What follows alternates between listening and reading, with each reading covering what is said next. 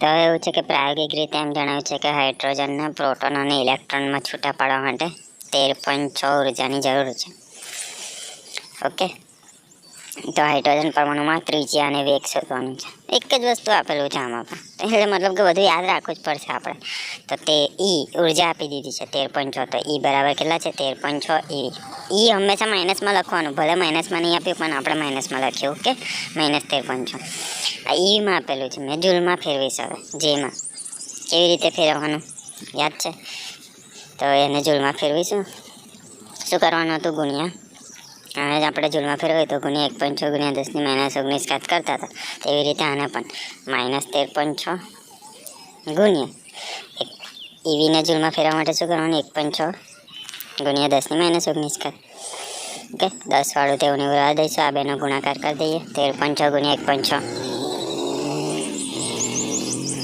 કેટલા આવે છે, 13.6 ગુણ્યા 1.6 21.76. 21.76 લખી દઈશું, પણ આગળ માઇનસ છે, માઇનસ કરી દઈશું. 10 વાળું એવું ને એવું. આ મને જવાબ મળી ગયો જૂલમાં. શામાં મળી ગયો, જૂલમાં. ઓકે, મળી ગયો.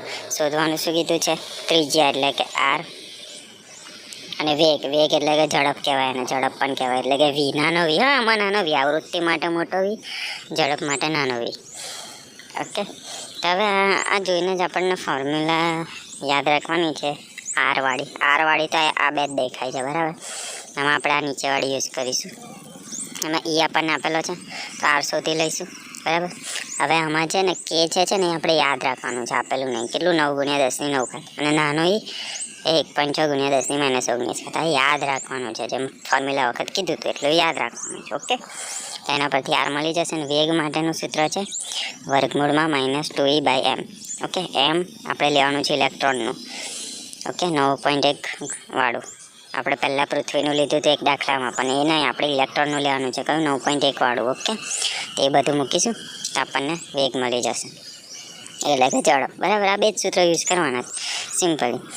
ઓકે, તો હવે પહેલી ત્રિજ્યાવાળું ફોર્મ્યુલા લખીએ. કઈ હતી, ઈ બરાબર -ke²/2r. ઓકે, હવે આ કે છે અને ઈ છે એ આપણે યાદ રાખવાનું છે, તો સાઈડ પર પહેલાં લખી દઈએ. કે કેટલું, 9 ગુણ્યા 10⁹. ઓકે, એટલું જ હતું ને. પાછળનો યુનિટ પણ લખી દેવાનો, એકમ newton metre square C-2. Okay, હવે બીજું ઈ વાળું યાદ રાખવાનું. ઈ કેટલું છે, 1.6 ગુણ્યા 10⁻19. 1.6 ગુણ્યા 10⁻19 ઈ, બરાબર. આ બે વસ્તુ યાદ રાખીશું. કે અને ઈ લખી દીધું. ઈ પણ આયુ શોધ્યું જૂલમાં. બસ આર મળી જશે, તો પહેલાં ઈ લખી દઈશું, 21.76 ગુણ્યા 10⁻19, બરાબર. માઇનસ કેની વેલ્યુ કેટલી યાદ રાખવાની છે, બરાબર છે. ગુણ્યા ઈનો વર્ગ છે, મતલબ કે આ કૌંસમાં લખીશું આ ઈ વાળું, 1.6 ગુણ્યા 10⁻19 તેનો વર્ગ છેદમાં 2, અને આર તો શોધવાના છે, એટલે એવું ને એવું. ઓકે, હવે પહેલાં આપણે છે ને વર્ગવાળું સોલ્વ કરી લઈએ, બરાબર. આયુ એવું ને એવું લખી દઈએ પહેલાં, માઇનસ ઉડી જશે. ઓકે, એટલે માઇનસ નહીં લખી આવે. 21.76 વાળું એવું ને એવું લખી દઈએ, બરાબર. આ પણ એવું ને એવું લખી દઈએ, 9 ગુણ્યા 10⁹. હવે 1.6નો વર્ગ પણ વર્ગ થશે ને આનો પણ વર્ગ થશે, તો 1.6નો વર્ગ એટલે કે 1.6 ગુણ્યા 1.6 થશે વર્ગ, એટલે તો એક કરી લઈએ 1.6 ગુણ્યા 1.6, કેટલા, 2.56. તો એની જગ્યાએ લખીશું 2.56 ગુણ્યા 10ની વાળી -19 છે ને એની ઉપર 2 છે, મતલબ કે 19 ને 2નો ગુણાકાર થશે આની અંદર. યાદ રાખવાનું, 19 ગુણ્યા 2 થશે કેટલું, 38. મતલબ કે આનો જવાબ આવશે 10⁻38. બસ, પૂરું. અને નીચે 2r એ લખી દેવાનું. ઓકે, હવે આયુ ને એવું રાખીએ. અમને પહેલાં આયુ બધું સોલ્વ કરી નાખીએ, 2-3 વસ્તુ દેખાય છે એટલે. ઓકે, તો આયુ ને એવું પહેલાં લખી દઈએ, 21.76 વાળું 10⁻19, બરાબર. અહીંયા આગળ 10 વાળું હમણાં રવા દઈએ. પહેલાં 9 અને 9 ગુણ્યા 2.56 આ કરી લઈએ. 9 ગુણ્યા 2.56 કેટલા આવે છે, 23.04. તો લખી દો 23.04 ગુણ્યા હવે 10 વાળું એક વાર લખીશું. એકમાં 9 છે ને એકમાં -38 છે, તો 9 -38 થશે. તો 9 -38 9 માઇનસ 37 કેટલા આવે છે? -29. તો 10ની -29 ઘાત સિમ્પલ છેદમાં 2 r રહ્યા. 2 r અમારા 2 r શોધવાનું છે. તો એને હું સામે લઈ જઈશ તો ઉપર આવી જશે ને આ ઉપરવાળું નીચે લઈ જઈશ. બરાબર, સામે જશે તો નીચે આવશે. તો આ 2 r આવી ગયા ઉપર. બરાબર, 23.4 વાળું એવું ને એવું લખી દઈશ. અને આ ઉપરવાળું સામે ગયું તો નીચે આવતું રહેશે. એટલે કે 21.76 ગુણ્યા 10ની -19 ઘાત. હવે સોલ્વ કરીશું. આ 10ની સિવાયનું એટલે આનો આપણે ભાગાકાર કરીશું. 23.4 ભાગ્યા 21.76 21.76 કેટલા આવે છે? 1.058. ઓકે, એને આપણે પહેલાં લખી તો લઈએ એકવાર. આ બાજુ શું રહ્યું? 2r છે ને. આ ભાગાકાર કર્યો આપણે. હવે લખીએ પહેલાં. આ બાજુ 2r છે તો 2r રહેવાના. બરાબર, હવે આનો ભાગાકાર કર્યો તો આપણે કેટલો કર્યો છો? અરે કરતો રહ્યો. ફરી કરીએ આપણે. 23.4 ભાગ્યા 21.76 કેટલા આવે છે? 1.058. તો એ લખીશું. એ ભાગાકારની જગ્યાએ શું લખીશું? 1.058 ગુણ્યા. હવે 10 વાળું રહ્યું ને અહીંયા આગળ. 10 વાળું રહ્યું ને તો 10 વાળું કરી દઈએ. આ ઉપર શું આવશે એ તો ગણવાનું રહ્યું ને. આ મોટું છે 29. ઓકે, આ બે વચ્ચે માઇનસ છે તો બેની બાદ બાકી 29 - 19 કેટલા થાય? 10 થશે. 10 ઉપર જ અને માઇનસ છે તો ઉપર જ છે એટલે એવું ને એવું રહેવા દઈશું. -10 તો 10ની ઉપર -10. બરાબર, આવી ગયું. હવે આરની જોડે 2 છે, ગુણાકારમાં છે, સામે જશે તો છેદમાં આવી જશે. તો r બરાબર આવીએ એવું ને એવું લખી દઈએ. ગુણ્યા 10ની -10 ઘાત અને 2 જોડે હતા એ છેદમાં આવી જશે આ બાજુ સામે. r બરાબર 10 તો એક જ વાર છે એટલે હવે એવું ને એવું લખીશું. તો આનો ભાગાકાર કરી દઈએ. 1.058 ભાગ્યા 2 કેટલો આવે છે? 0.529. બસ 0.529 અને આ 10 વાળું એવું એવું લખી દઈશું. બસ, આ મીટરમાં જવાબ આવી ગયો ત્રિજ્યાનો. સિમ્પલ, પૂરું. ઓકે, બીજું શું શોધવાનું છે? વેગ એટલે કે ઝડપ v. એની તો ડાયરેક્ટ ફોર્મ્યુલા હતી. શું? વર્ગમૂળમાં -2e/m. બસ મૂકી દો. લગાવો મરચા. મૂકી દો, ફોર્મ્યુલા લખી દો. v આ ઝડપ વેગ એવું લખી દેવાનું. v બરાબર વર્ગમૂળમાં -2e/m. અહીંયા આગળ એમ આપણે યાદ રાખવાનું છે. ઇલેક્ટ્રોનવાળું કેટલું હતું ઇલેક્ટ્રોનનું? 9.1 ગુણ્યા 10ની -31 ઘાત.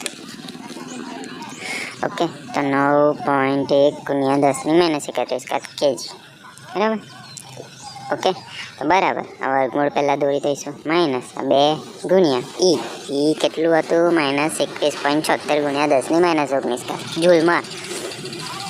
-21.76 ગુણ્યા 10ની -19 ઘાત. ઓકે, કૌંસ પૂરો છેદમાં m કેટલું છે? 9.1 ગુણ્યા 10ની એ લખી દીધું. હવે અહીંયા આગળ માઇનસ હતા એ પ્લસ થઈ જશે ઉપરવાળું એટલે માઇનસ નીકળી જશે. બરાબર, બંને માઇનસ.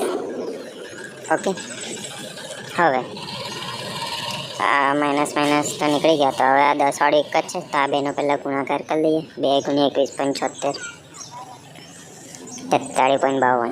ઓકે, મતલબ કે આનો ગુણાકાર આવ્યો 43.52. માઇનસ તો નીકળી ગયા, પ્લસ થાય એટલે આ બેનો ગુણાકાર કરી દીધો. ગુણ્યા આ 10 વાળું એવું ને એવું ભાગ્યા આવ્યું એવું ને એવું લખી દેવાનું. 9.1 વાળું નીચેવાળું. ઓકે, હવે 10ની સિવાયનું આ બેનો ભાગાકાર કરી દઈએ પહેલાં. શું છે? 43.52 ભાગ્યા 9.1